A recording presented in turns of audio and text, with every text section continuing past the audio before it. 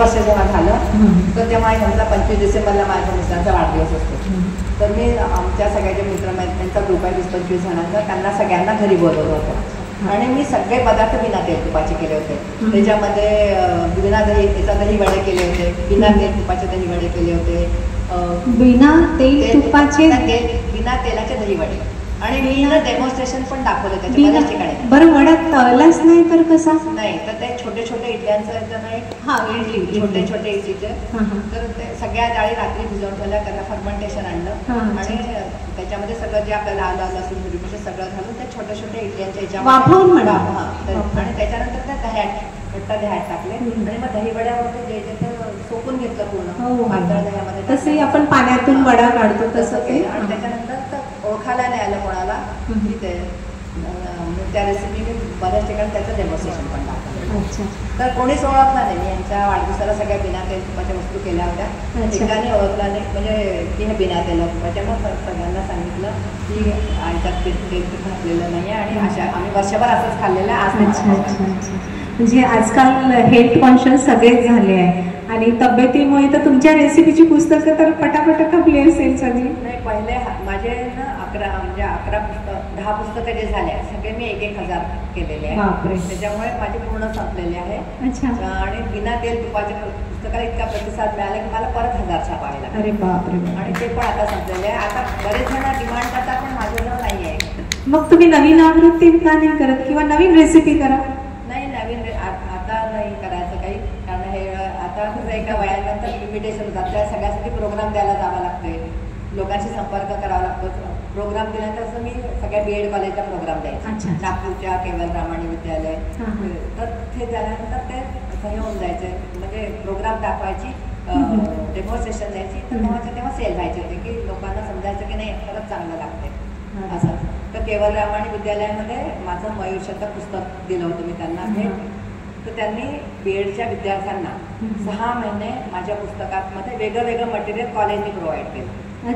आणि त्यांनी 100 फ्रेम तयार केले आणि त्याचं प्रदर्शन घडवलं. मला हा प्रकार काहीच माहिती नव्हता, पण मग त्यांनी सांगितलं की मॅडम तुम्ही ह्याच्या उद्घाटनाला तुम्ही या म्हणून. तर तो एक माझ्यासाठी सुखद धक्का होता की माझ्या कलेचा उपयोग झाला. तसंच एकीने त्याच्या कंपाऊंड वॉलवर सगळे माझे मोर काढले म्हणे, एम्ब्रॉयडरी सगळ्या घरामध्ये उशांवर कव्हरवर सगळ्याच्यावर, पण मी तुमचे मोरच काढले. आणि आता शेवटी त्यांचा फोन आला होता की आमच्या कंपाऊंड वॉलवरती नागपूरला घर बांधलं, नवीन घर बांधलं, त्याच्यावर तुमचे मोर मी कंपाऊंड वॉलवरती रेखाटले.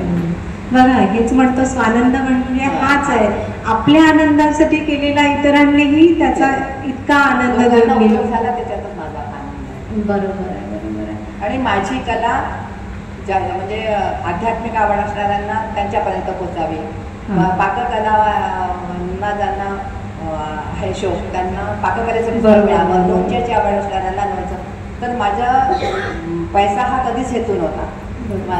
माझा हेतू हा होता की ज्याला ज्याची आवड आहे त्याच्यापर्यंत माझी वस्तू पोचावी आणि त्यांनी त्याचा उपयोग करावा, हेच माझं ध्येय होतं. मी खूप काही पैशाच्या पाठीमागे कधी लागले. आणि पण तुमचे क्लासेस वगैरे भरपूर वर्ष क्लासेसमध्ये मी त्याच्यात संस्कार वर्ग पण चालवते. संस्कार वर्गामध्ये आपण आपल्याकडे जे विलुप्त झालेले आहे आणि त्याच्यात मी असे खेळ शिकवते की ज्याच्यात पैसा नाही लागत, म्हणजे एकामेकांच्या सहकार्यानेच तुम्ही खेळ खेळले पाहिजे.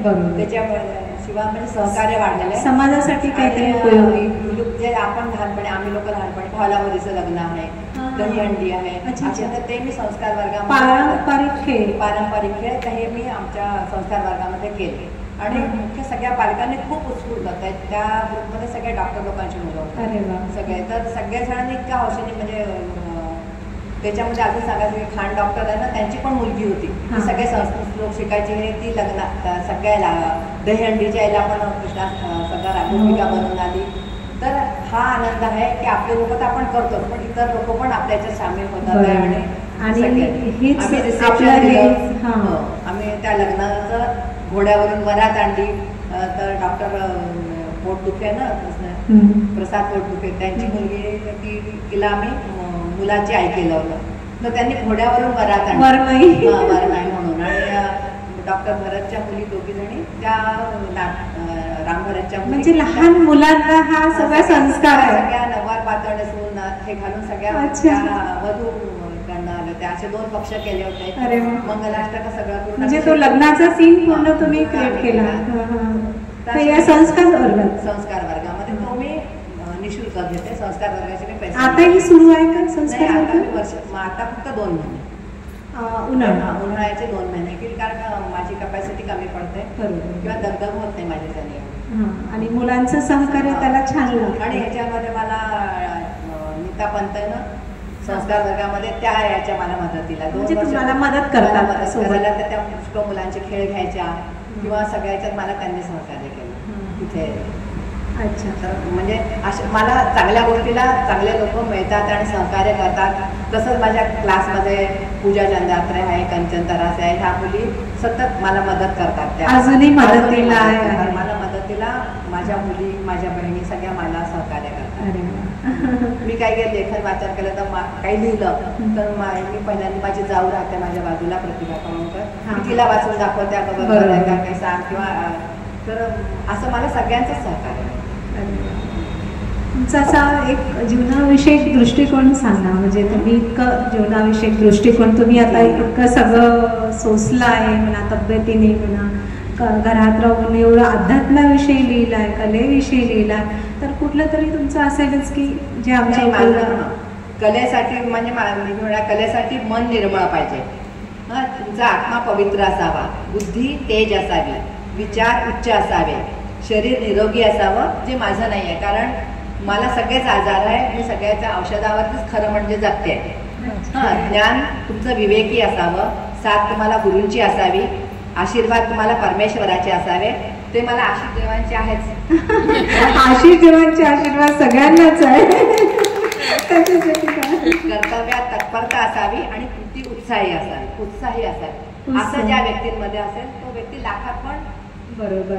आणि उत्साही व्यक्तीला वय लागत नाही, वयाचं बंधन नसते उत्साही व्यक्तीला. 73 वर्षाचं वय आहे आणि अजूनही मी माझ्या स्वतःसाठी अजूनही 4 ते 5 तास मी माझ्या स्वतःच्या हॉबीसाठी वेळ काढते.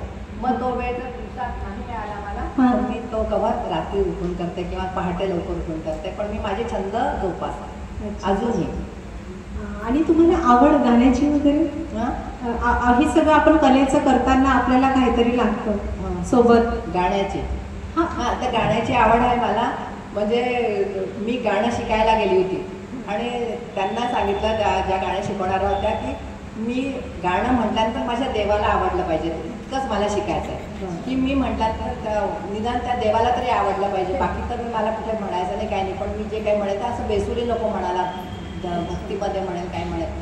तर त्यामुळे असं पहिला विद्यार्थी असा माझ्याकडे आला की जो म्हणतो की देवाला माझं गाणं ऐकलं आवडलं पाहिजे अशा म्हणून. पण मी त्याच्याकडनं भक्तिगीतच मला जे काही आवडतं ते माझ्या जनभर पळभर म्हणतील, हाय हाय ते तूच करता आणि करता, तर असे 5-6 भजनं मी जास्त नाही शिकली, पण मी क्लास लावून ते भजनं शिकली आणि मी माझ्या देवासाठी, मी माझ्या आनंदासाठी ते गाते. बरोबर आहे ना. ते असं नाही ना, आवडेलच तर आपण मनापासून जे म्हणतो तर ते आपल्या देवापर्यंत पोहोचणारच.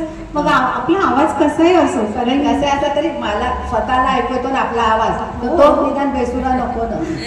पण देव आपलाच आहे, त्याच्यामुळे आपला आवाज देवापर्यंत पोहोचतोच, तो चांगलाच होतो. मनात म्हटलं तरी देवापर्यंत पोहोचतो, मनापासून म्हटलं पाहिजे. अच्छा अच्छा, बरोबर. अजून काही हॉबी जी जे काही शिकायचं राहिलं किंवा तुम्हाला की राहिलं आपलं इतक्या सगळ्या कला आहेच तुमच्याजवळ, असं काही आहे? नाही, मी एक सांगितलं की ईश्वराने जेव्हा जगताची निर्मिती केली ना तेव्हा अनेक जीव निर्माण केले व अनेकांना जन्मसिद्ध असे हक्क दिले आहेत. ते मानाने ते अजूनही तोराने मिळवतात. जसं मोराला त्यांनी तुरा दिला आहे, पोपटाला त्यांनी रंग दिला आहे, कोकिळेला त्यांनी स्वर दिला आहे, सिंहाला आयाळ दिलेली आहे, हरणाला कस्तुरी दिलेली आहे, नागाला फणा दिला आहे. तसंच कलाकाराला त्याचं कला दालन दिलेलं आहे. बरोबर, असं मी मानते. आता तुमच्या नातवंड असेल तर त्यांना तुम्ही काय सांगू इच्छिता नवीन पिढीला, म्हणजे मार्गदर्शन करा? जिद्द पाहिजे, कुठल्याही गोष्टीची जिद्द पाहिजे. हे म्हणजे जिद्दीशिवाय काहीच होऊ नाही शकत. तुम्ही जे ठरवलं ते करण्याची जिद्द पाहिजे तुम्हाला, तर तुम्ही म्हणजे हारू नाही शकत. ज्याच्यामध्ये जिद्द आहे तो माणूस हारू नाही शकत. बरोबर.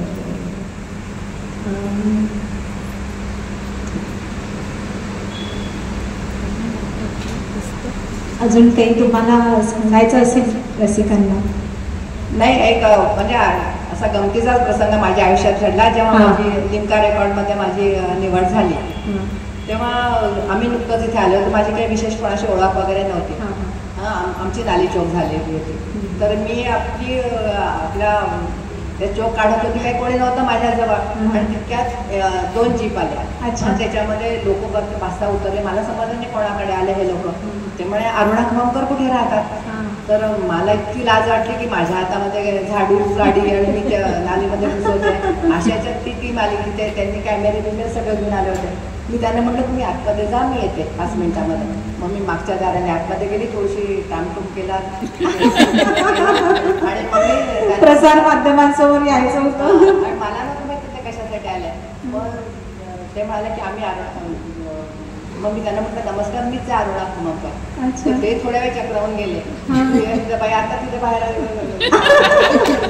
आपलं घर म्हटल्यानंतर सगळी कामं आली समजायला नाही. आणि मी आपलं काम करायला मी अजूनही नाही हे करत की स्वतः माझं आपलं काम करायला मी अजूनही नाही, मला लाज नाही वाटत की स्वतःचं काम आपण स्वतः केलेलं काहीच हरकत नाही. त्याच्यामुळे ती माणसं येतील ते करतील असं नाही. मी सगळ्या ठिकाणी धडपड करते. धडपडा माझा स्थायी भाव आहे.